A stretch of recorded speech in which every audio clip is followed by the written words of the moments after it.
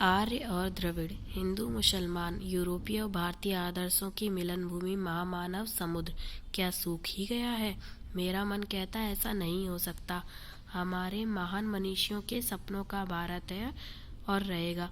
ऊपर की सतह पर जितना भी कोलाहल और उथल पुथल क्यों न दिखाई दे रही हो, नीचे शांत अचंचल गंभीर में अब भी भारत महान है, अनुकरणीय है। यह सही नहीं है कि इन दिनों अशांति का माहौल बना है। ईमानदारी से मेहनत करके जीविका चलाने वाले निरीह और भोले वाले श्रमजीवी पिस रहे हैं। झूठ और फरेब का रोजगार करने वाले फल फूल रहे हैं। ईमानदारी को मूर्खता का पर्याय समझा जाने लगा है। सच्चाई केवल भीरू और बेबस लोगों के हिस्से में पड़ी है। ऐसी स्थिति में जीवन के महान मूल्यों के बारे में लोगों की आस्था हिलने लगी है। लेखक कहते हैं कि आजकल ईमानदारी से जो जीवन जीते हैं वह श्रमजीवी पिस रहे हैं और रोजगार में वही लोग फल फूल रहे हैं जो झूठ और फरेब से जीवन यापन कर रहे हैं। ईमानदारी को आजकल मूर्खता का पर्याय समझा जाने लगा है। सच्चाई केवल छोटे गरीब लोग ही बोल रहे हैं। ऐसी स्थिति में जीवन के जो महान मूल हैं उनके बारे में लोगों की आस्था हिलने लगी है। बात नई नहीं है, पर ऐसी विविधता शायद पहले कभी इतनी विकराल होकर नहीं प्रकट हुई थी।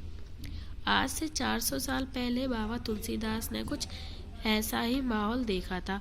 वे व्याकुल भाव से कह गए, साधु साधुता सोचती खल विलसत हुल सतही खलई है। तुलसीदास जी कहते हैं कि शांति, सत्य और सुप्रथाएं घट गई हैं, कुप्रथाएं बढ़ गई हैं तथा कपट की कलही हो गई है। साधु पुरुष कष्ट पाते हैं, साधुता शोकग्रस्त है, दुष्ट मौज कर रहे हैं और दुष्टता आनंद मना रही है, अर्थात बगुला भक्ति बढ़ गई है।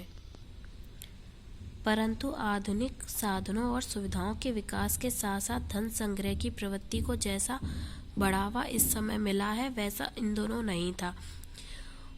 खलई का हुलास बेहिसाब बढ़ गया है और उस अनुपात में बल्कि कुछ अधिक मात्रा में ही साधुता की सोच भी बढ़ी है। तुलसीदास ने महान जीवन मूल्यों की आस्था नहीं छोड़ी थी, लगता है उनके समकालीन अधिकांश लोगों ने भी नहीं छोड़ी थी, पर आज भी छोड़ने की जरूरत नहीं है।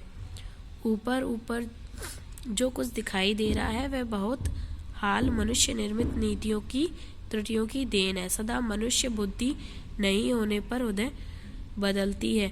ऊहा पोह ग्रहण त्याग संशोधन परिवर्तन का सिलसिला चलता ही रहता है। उथल पुथल भी होती है। कई बार दुर्व्यवस्था के कारण निरीह व्यक्तियों को कष्ट भी बढ़ता है।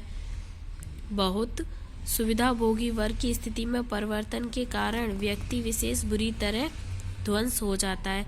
नियम कानून सबके लिए बनाए जाते हैं, पर मनुष्य समाज बहुत जटिल प्रक्रियाओं से होकर गुजरकर और भी जटिल हो जाता है। सबके लिए कभी भी एक ही नियम सुखकर नहीं होते। मनुष्य और वृद्धि से निर्मित व्यवस्था हमेशा त्रुटियुक्त ही होती है।